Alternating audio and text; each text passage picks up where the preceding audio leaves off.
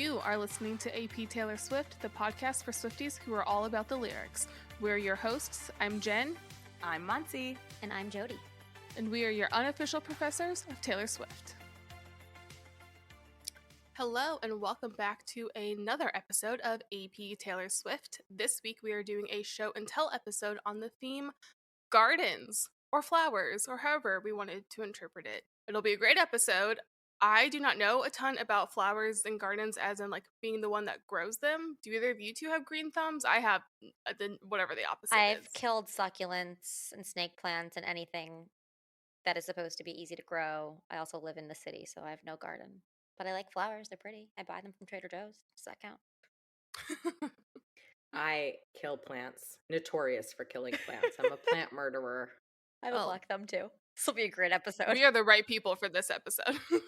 Well, we can talk about them literally. Yeah. Exactly. With this topic, I think we'll get way more into it with the songs, but I did want to point out before we jumped into everything, go back and listen to our eco-criticism episode, which was episode 7 if you haven't. A lot of the stuff I want to say is going to refer back to that, and we talked a lot about nature in general there, which is going to obviously overlap with gardens. We're talking about a specific element of nature. And just as far as literary stuff goes, there's so many examples, we'll get into more, but from even Garden of Eden, you know, the origin stories from the Bible through the secret garden, even fun plays like the importance of being earnest, gardens play a really big part in a lot of stories. They tend to be intentionally set apart, different from society.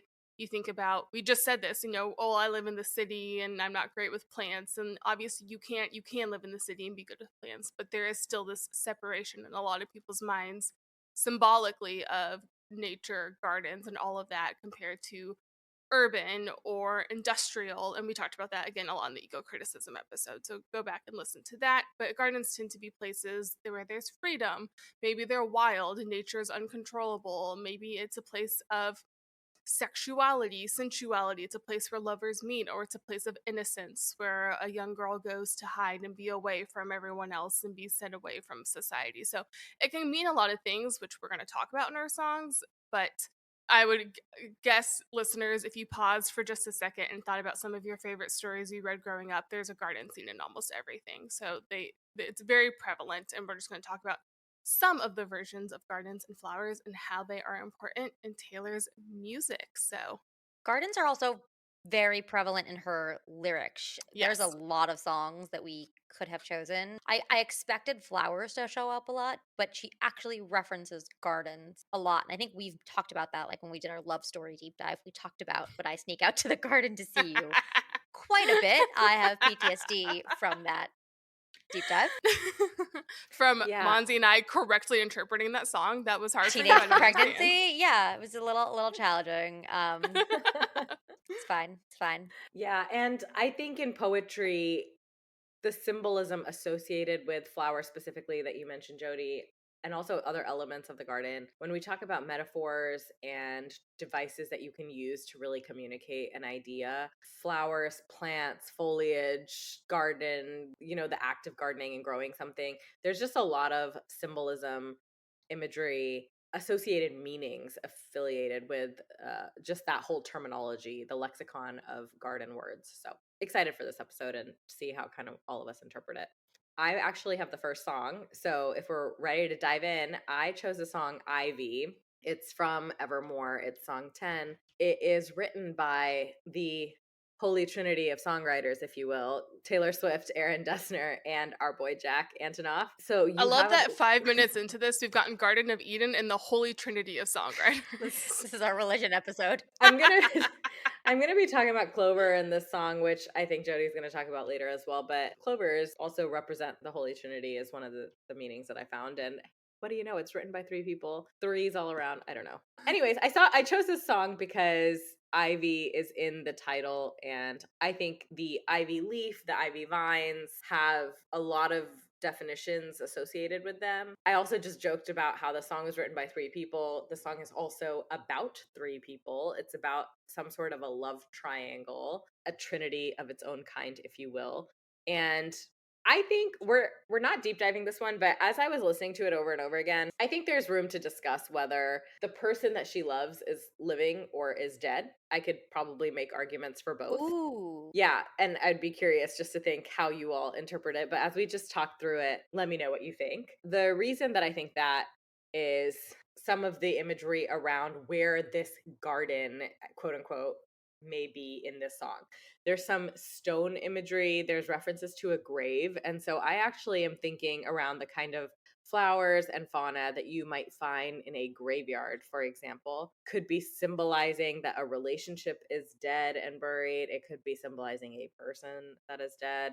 I'll expand on that more. Let me start first with the flower references, or just the other living leaf references. We have three. We have ivy, we have clover, and we have roots. Starting with ivy, just because it's in the title of the song, it comes across in the lyric, "My house of stone and your ivy grows." We'll get back to the setting of the garden later. I'm jumping around a little bit, but I already kind of teased that could be a graveyard, which is where that stone is coming from, house of stone. But ivy itself, historically, has symbolized a lot of different things. Can symbolize fidelity, long-lasting friendship.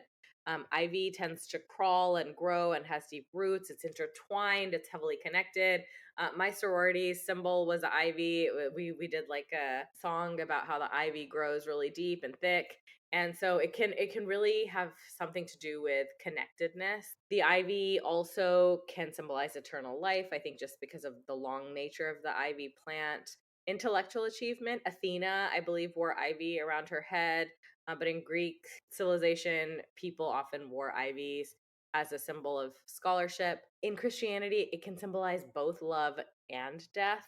And in many instances, it can also symbolize both male and females. So ivies have this duality where they can sometimes represent opposites.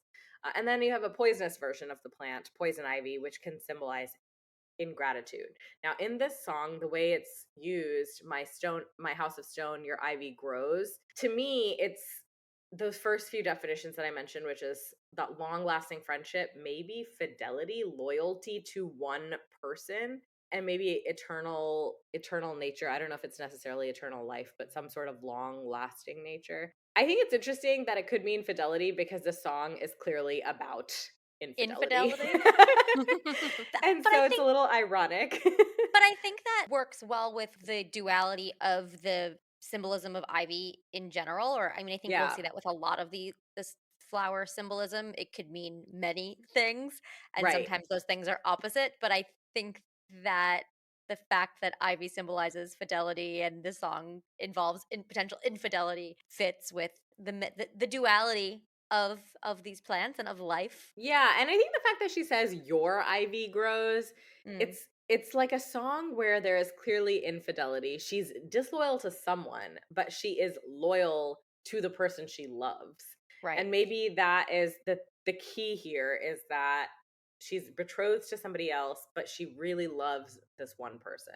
Yeah, this song, I like the interpretation of potential death. That's something I can totally see here. But this song, from the first moment I heard it, reminded me immediately of Lady Chatterley's Lover by D.H. Lawrence, Hmm. which again, I think we referenced that in the eco criticism Hmm. episode. But that entire episode, no, I'm sorry, that entire novel is a woman who is married to a man who is of industry, who is very cold, who is very hard, and she ends up having a very fruitful affair with her. He's the groundskeeper, so literally the gardener, and every time they meet they're out in nature, and so it has that nature versus industry dichotomy. But this song almost is exactly that story, which I don't think Right. it's I would argue I don't think it's super intentional. I think this is not an uncommon type of story from that era. So to me it's always been that the fidelity, the loyalty is to the one whom the narrator is choosing, not to the one to whom she was probably sort of socially, financially obligated to be with. That the Yeah. two people here, there was one that was like, kind of have to be with this person. Drink my husband's wine would indicate that that person has wealth, but then there's this other person who has her or their Her heart. heart. Yeah, there is a loyalty. It's just not Right. necessarily to the person who she is promised to. Married to. Right. Which brings us to the second reference, which was roots. There is a line right before the Ivy line, actually. Stop you putting roots in my dreamland. Here, you could talk about a dreamland as maybe the ideal, maybe what she had envisioned for herself, for this other person. The person that she loves puts roots in.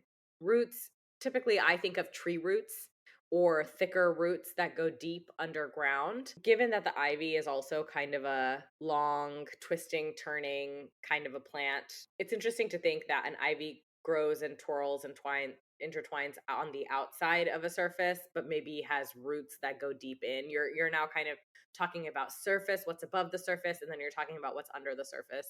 And roots symbolically have also kind of had similar meanings of grounding, lineage when you talk about family trees and roots going deep, but also connection and unity. Specifically, roots go deep, deep, deep under the ground. They more focus on what is inward. So, whereas the ivy is that kind of outward connection, the roots go below the surface and suggest that there's something much deeper there. I always like that with that line. It's, I can't stop you putting roots in my dreamland. I think there's an interesting element where the ivy is growing, but it's like the other person is the gardener and the soil is the dreamland. It's just a really compelling image of the way that these two characters, for lack of better words, are interacting. Because all of the stuff you just said about how the plants are growing and how it's all, according to these lyrics, that's happening because of the actions of this other person. But then again, dreamland, whether or not it's the person's ideal, whether it's their literal dreams, how is that person accessing that? Like, I think there's just something there with the relationship of, oh, I can't stop you putting roots in my dreamland. But how is that person doing that? Is it just like by being kind to you? Is it just because you're falling in love? But there's this almost passivity from the narrator in this moment when it's about their own dreamland, which I've always thought that line's always been really stuck out to me. Yeah, and I'm glad you brought that up because the somewhat lack of control is kind of what takes me back to my is this person dead interpretation? Because walk with me for a moment. The idea that I can't stop you putting roots in something is maybe the roots are creeping in despite what one wishes, what one has committed to. We're also talking about being underground, maybe deeper. And I was thinking of this imagery with the stone of being potentially in a garden in a graveyard. So if we just look over this entire song, we start off with I'd meet you where spirit meets the bones. And I was like, where does spirit meet the bones? It could be in a graveyard. It could be in an action as well. Like it could be, let's assume for a second that the person was living. Maybe their spirit meets the bone is like in an action of them being together. I think more literally, I think of a graveyard though, where a person is dead and maybe I don't know, that's where the physical body meets the kind of spirit. In from the snow, faith in a forgotten land. Something about this imagery just really makes me think of an actual grave. You also have the line old widow goes to stone every day. I sit here wait grieving for the living. But the song is about how she's actually kind of grieving for the relationship that she's in now because the other person has her heart. And so that's where I kind of started going down this path. And then you have the putting roots. You could say roots are underground. It's going in. Even though this person is dead, this person is still very much in her life. Ivy is growing on a house of stone, maybe a tombstone. And then we get to the final reference of some sort of flower or greenery, and that is a clover. And clovers can also symbolize a lot of different things: luck, remembrance, hope. Four leaf clover is, of course, famously known for luck. But in times of war, the white clover has been symbolic of remembrance and hope and people who died in the struggle of war, struggle for freedoms. And so there's also this idea of clovers grow on the tombstones of people who have passed, and it's a symbol of remembrance. I love the reading of it as she is grieving for a love that she had with someone who is now dead, because that would mean she could never have it. Even if the person is alive, it's still something forbidden. And so I think there's definitely a lot of evidence here that she could be grieving for herself that she is left behind while this person, this love of her life, died. Either way, I think it has the same effect, whether or not the person is alive or dead, that this is a love and a passion that has rooted so deeply into her life and her heart and who she is that she can't ever forget it. And I think that's beautiful and devastating at the same time. Yeah, and taking it back to the garden theme too, the idea is gardens are still full of living things, not the same as humans, but if we go with that interpretation, there's this idea that there's still growth in this love and this connection despite a death that has happened, which is a really, yeah, beautiful juxtaposition of concepts there. Yeah, and it ends that way. It says, "Now I'm covered in you." It's a line that repeats throughout the choruses. But this idea of the kinds of plants that can grow, creep, completely cover, and take over. I think I'm imagining a garden left to just do what gardens do, and that's take over completely. I mean, I remember my mom had loved the look of ivy. And so in the house we had growing up, she had ivy planted on the house. And then it's an invasive plant. And so at It some is, point yeah. you have to, it like will get in, it was a brick house and it can, or it can get into like the bricks and the wood or whatever. That is what this song kind of evokes for me, that that ivy is symbolizing a person who just literally got in under this person's skin and bones and into who they are in a good way though, or maybe not in a good way. Just creeps into all the cracks. Yeah, I mean, It's it's still definitely beautiful, like haunting. it's still Yeah. beautiful, like that's the thing is like my mother will tell you she knew that was invasive and could ruin the house. It's like, but it's really pretty and it looks great. I also see a lot of parallels, not to the next song, which we'll get into, but to my song that I'll do. So I'm going to pause. I'm not going to say too much there, but I'll probably come back to Ivy when I do my song. Well, my song I chose was Cowboy Like Me, which is also from Evermore, track 11, written by Taylor Swift and Aaron Dessner, which I am just now realizing that means this came right after Ivy, which is interesting to be Yeah. discussing these back and forth. Two things with this song. First of all, totally unrelated to the song, but I just want everyone to know this. Whenever we choose our songs, often we know what we're gonna do, but we do still sometimes research and just decide like, is there anything else we're missing or something else we want to do? So I did search for garden, and the Olive Garden line and No Body No Crime came up, and we didn't do it. But I want you all to know I That very was seriously so considered it. Can you well, imagine? Just today, I'm going to be talking about but, gardens, no body, no the crime. Olive Garden. The Olive Garden. You know, we do have loose interpretations of these themes, and so you are free to choose whatever garden in whatever interpretation you would like. I stayed very on brand and chose one that meant I got to do historical research, which is why I did Cowboy Like Me. But I also want to say before we get into this is the one we will be deep diving. And I'm saying that now because the garden reference is one line in the whole song. So I'm going to talk about that one line, but then we'll talk about more in the next episode. But pause. Also, we chose this because this is one of our first listener requests. Yes. We had a specific request on some social platform for this song, and so I don't remember. Do we know who it was?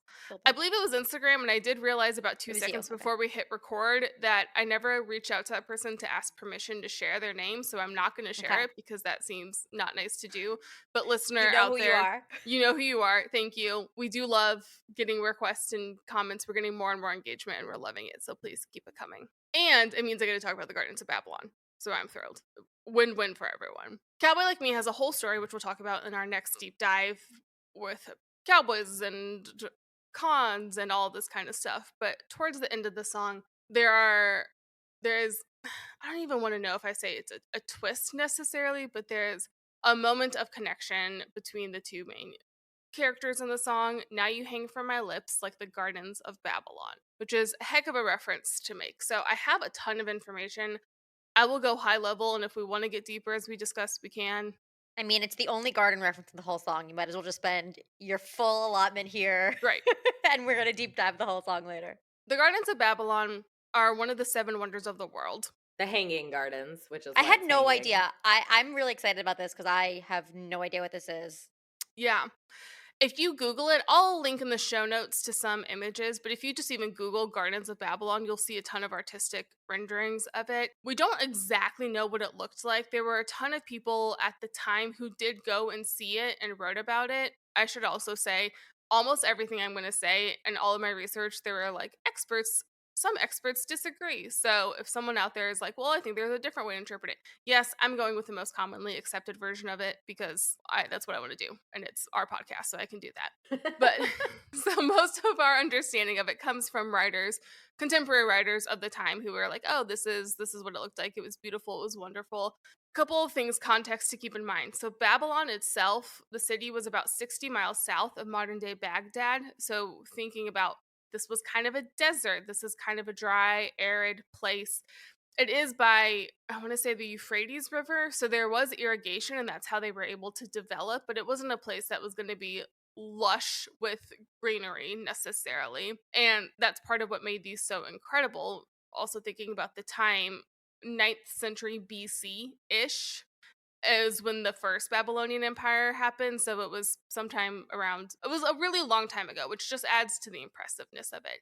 So these were gardens that were, it was either on the palace or near the palace. And it was a massive building that either had tiered steps or sloped walls, and each level had greenery. So it was just this like building that was just overflowing with plants, with gardens, with all of this beautiful stuff in the middle of basically a desert. So that can even show you how, oh my goodness, this is like an incredible oasis. And even this is just a fun fact that I thought was really cool. There's a lot of evidence that they actually had like a pretty sophisticated irrigation technology that they developed to keep these plants alive. Again, we're talking like 19th to 16th century BC. So this was not a standard thing. So they developed that. Some think it was built by, there are versions of who it was built by. The most common one I saw was King Nebuchadnezzar. If you grew up with any Old Testament stories, you can think of Daniel, Shadrach, Meshach, and Abednego. Those stories, that was King Nebuchadnezzar. There are also some stories that Nebuchadnezzar actually built it as a gift for his wife who came from a faraway land and missed the greenery, and so it was built there. That might be more of a myth, but I think in the context of a song that's about romance, that's a really cool thing to consider, that this was incredible technological feat, really was done maybe as an act of love, which is also true for the Taj Mahal and many other of these incredible monuments in the world. A lot of them are done because of love, which again, I think ties back to this song really well.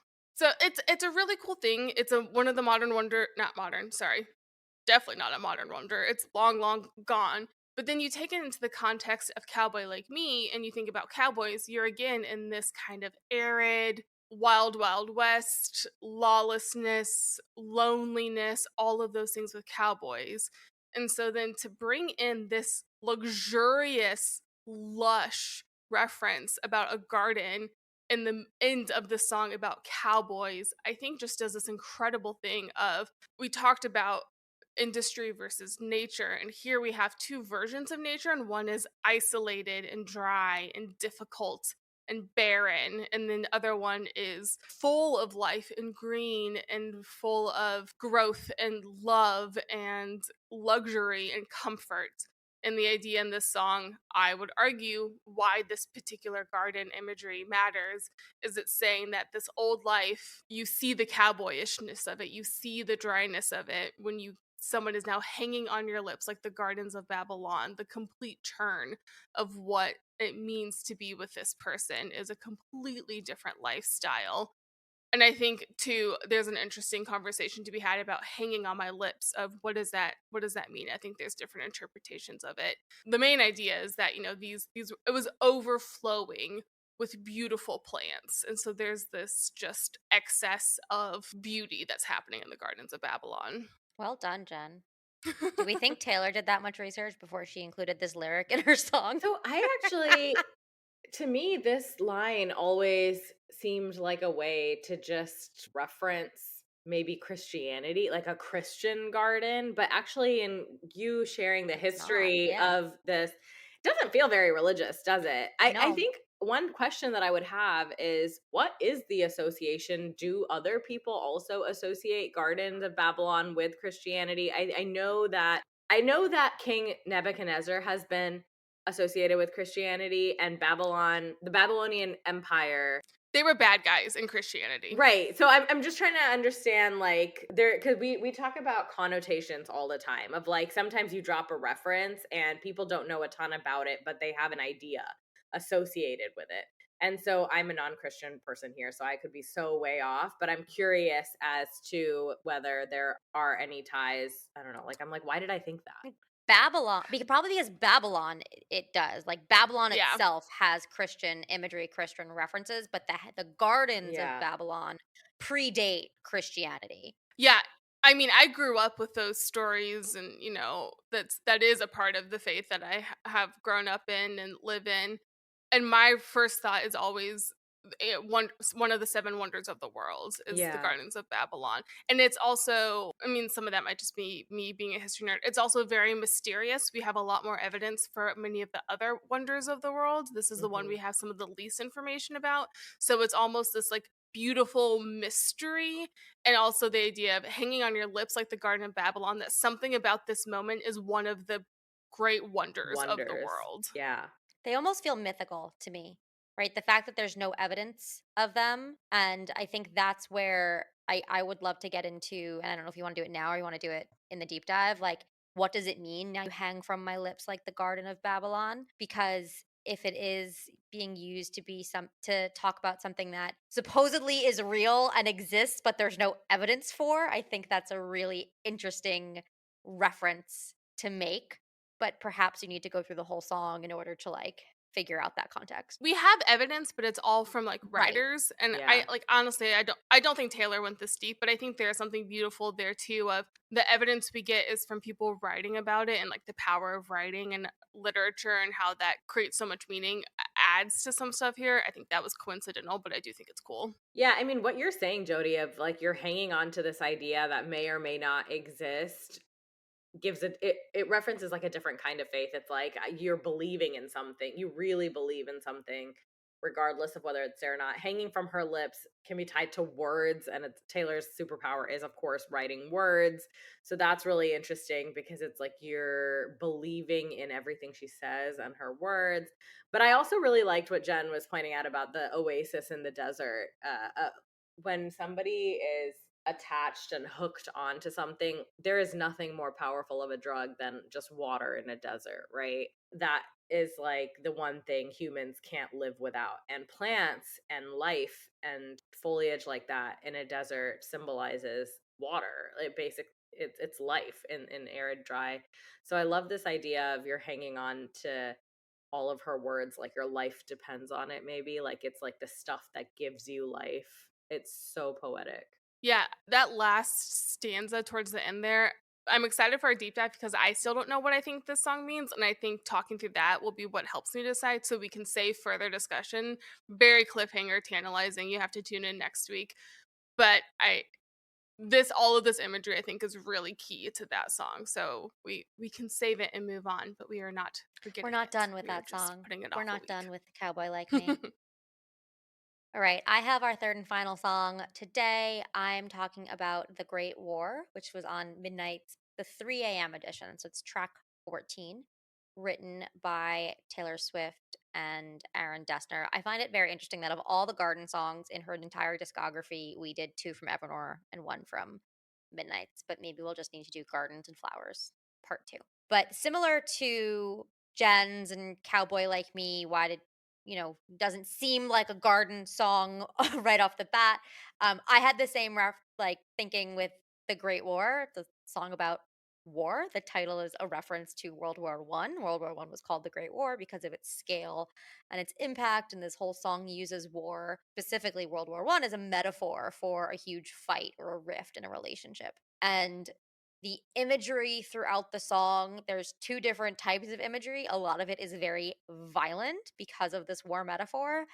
And then you actually surprisingly have a lot of floral imagery, including specifically a reference to a garden. The specific line that triggered for me, we could plant a memory garden. So, a memory garden is just a way to create a space to remember someone that is not as gloomy as just a cemetery. So, it tends to have lots of plants and trees, and just again, does like similar to how people go to a cemetery to remember their loved ones who were buried there, a memory garden is that, but not as gloomy because cemeteries can feel very dark and spooky.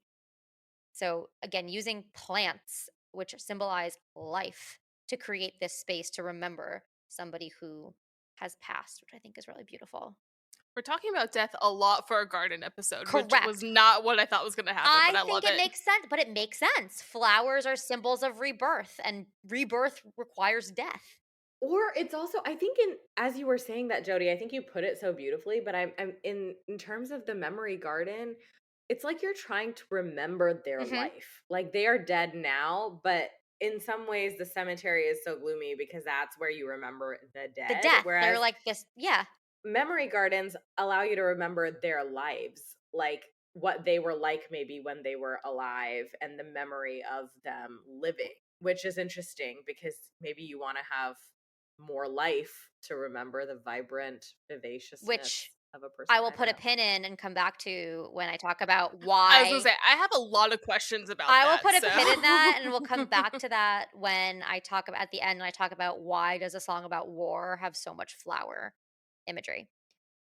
When we just picked this theme, and when I started looking at this song, what came to mind for me was in college, I think it was, I wrote a paper on florography and Victorian flower symbolism, specifically in Mrs. Dalloway and by Virginia Woolf and Women in Love by D.H. Lawrence, who also wrote Lady Chatterley's Lover.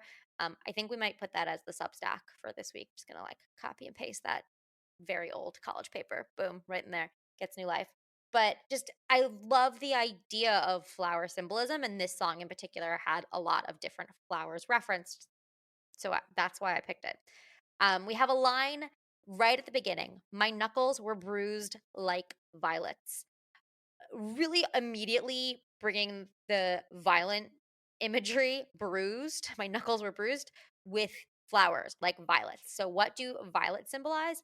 As we learned in the song Ivy, flowers have a lot of different symbols. So, in particular, violets could symbolize modesty because their preference for shady areas and retiring nature has led to a reputation for modesty and chastity.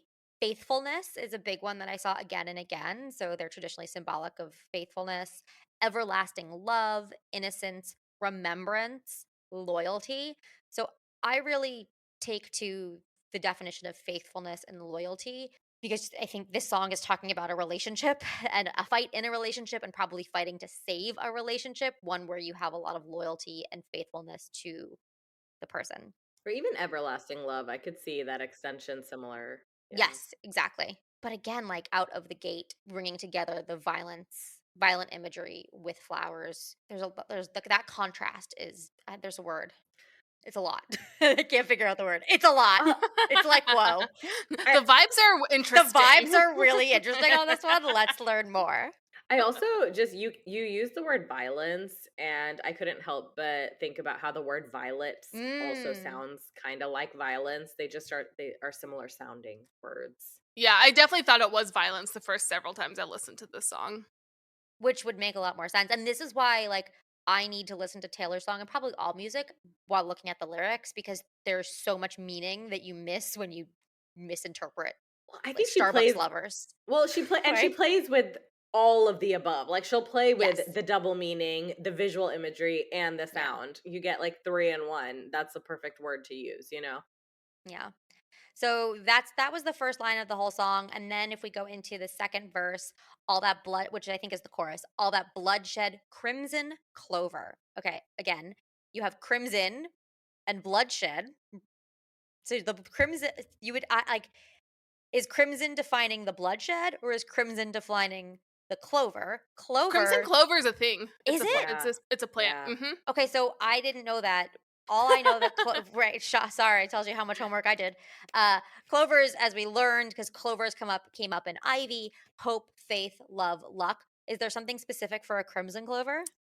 There's not, I couldn't find any symbolism of it, but first of all, it's gorgeous. But if you look at pictures, it's a very tall plant, like 3 feet tall, and the top of it is blood red. And when you see fields of it, it's just a blood red field So when they're all together. oh, that's pretty. See, I just Googled clover symbolism and I didn't actually, because I assumed that crimson was defining the bloodshed and I didn't look up crimson clover. I mean, it could be both, but there we go. I didn't look No, up but crimson this is a clover. really loaded reference that actually went the first time I heard this song, I went down this rabbit hole because I thought it was really clever. I think there's three things to be said here. First of all, the actual flower, crimson clover, yes, it looks like fields of blood. Then there's the fact that the white clover was a symbol that was so prominent at the time of World War One. The idea that it could be blood stained, there could be a white clover that has been stained with blood, therefore maybe making it Mm. crimson. And Very then the Alice in Wonderland, painting the roses red. Sorry, I had to get that yeah, in. well, and then the final one that I don't know if she intended this, but one thing that is also a symbol of the Great War specifically is the poppy that Which everyone is wears, which is in the song. also it's also in the song. But yeah, I was thinking of the poppy that people actually wear, and one thing that I thought of is that the poppy does have three petals. It is very notoriously like I think it's a It looks three like petal poppy, and it kind of like also does look like a red clover. So I think that's a little bit of a stretch, but I was just thinking about how there's like, I don't know, all three of these kind of tie back to the Great War I in think some she way. did her research though. It is a flowering plant native to Europe. So Yeah. World War One Yep. in Europe. It's a cover crop. It helps prevent erosion, enriches the soil, crowds out weeds. Like I think symbolically, Yeah. it works. Why do farmers plant crimson clover? Their root system helps prevent erosion and build soil. It helps build something up, which again I go back to in this song. I'm going to foreshadow at the end of like my thesis basically is this song is looking back on a rift and saying we survived. And so I think that's where, this if the crimson clover helps prevent erosion, prevent something from Yeah. falling apart, she has looked back and they prevented this relationship from falling apart. I will Yeah. keep going because I want to get to my thesis. We talked about the poppy. You mentioned the poppy. We can plant a memory garden, say a solemn prayer, place a poppy in my hair. So, yes, the poppy is a symbol of remembrance. The red poppy is symbol of remembrance. In Asian countries, it's also associated with success, good fortune, romantic love. And it was specifically remembrance for World War One, World War aka One. the Great Yes. War. It was because of a poem written by Lieutenant Colonel John McCrae called "In Flanders Fields," Yeah. which was then published in Punch magazine, became a sensation, and that was why. So there's also a literary basis for it becoming a symbol. Jen did all the extra credit that I didn't do.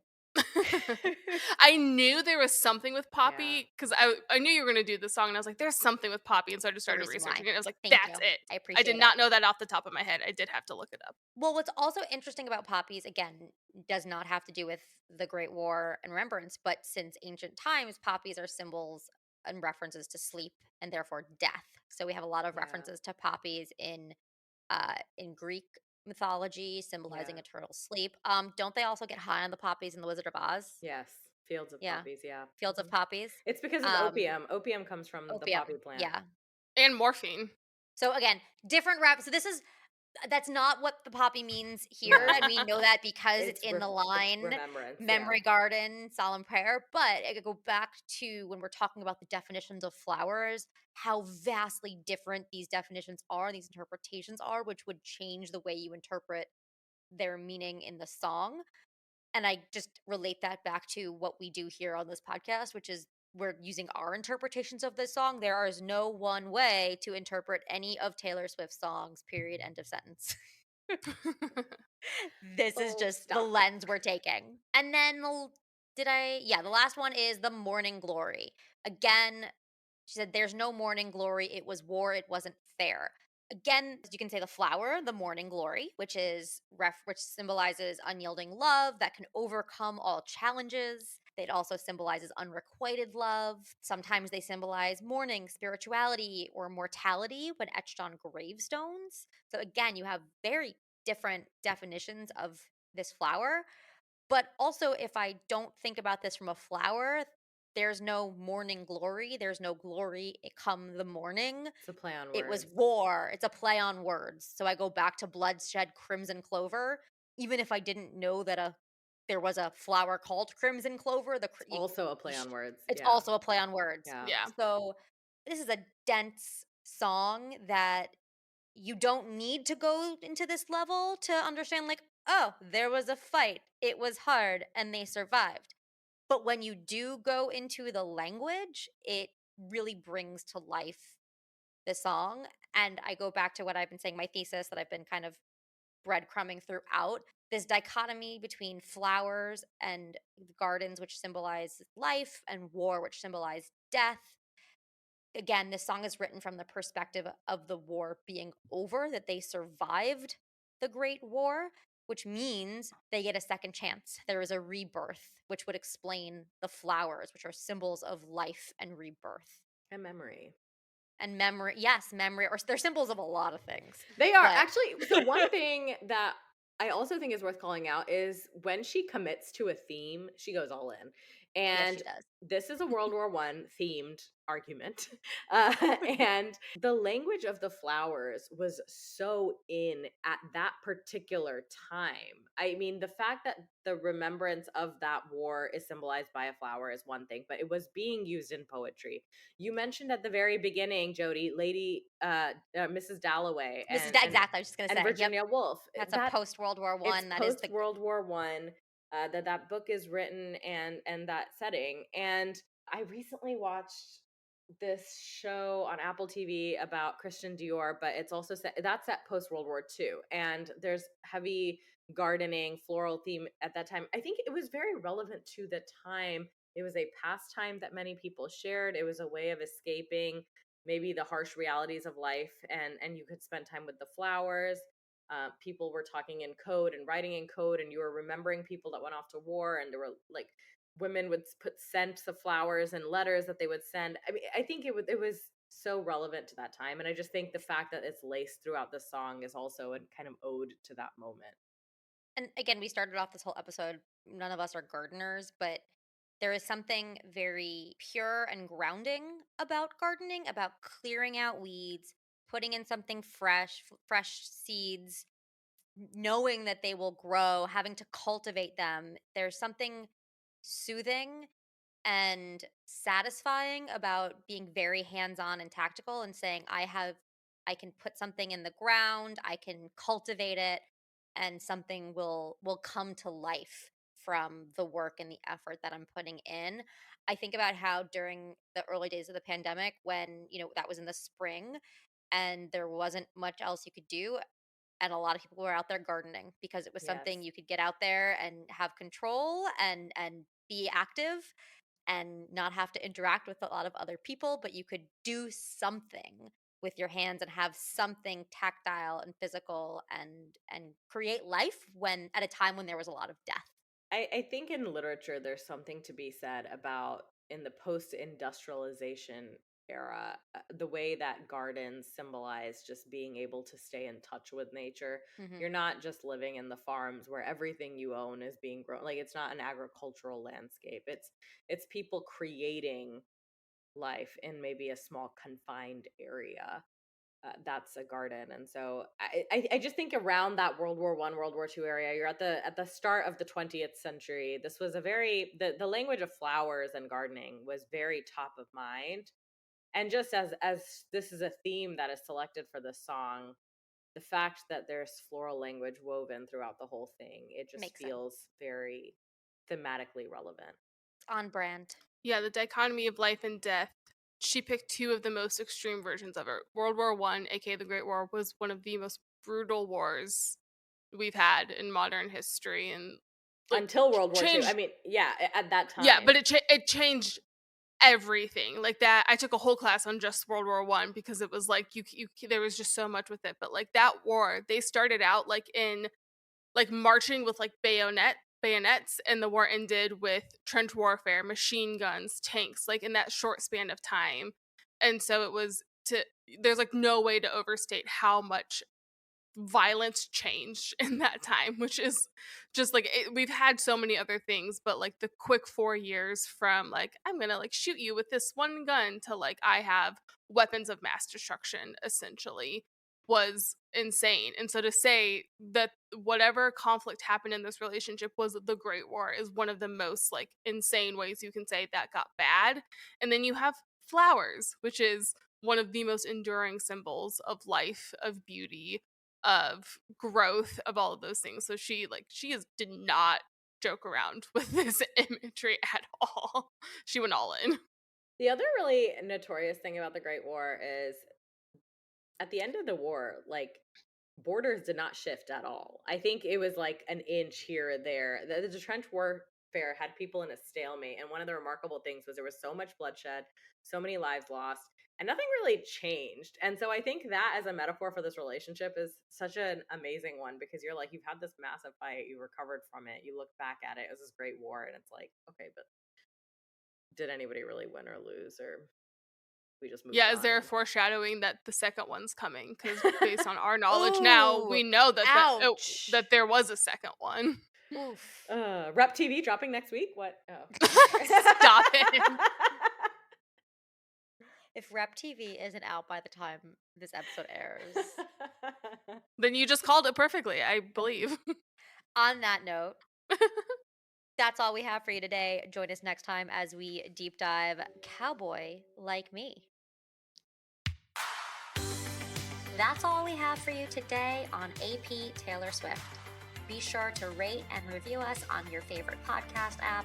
Follow us on your social channel of choice at AP Taylor Swift to stay up to date. And join us next time as we overanalyze and deep dive into the next Taylor Swift song on AP Taylor Swift.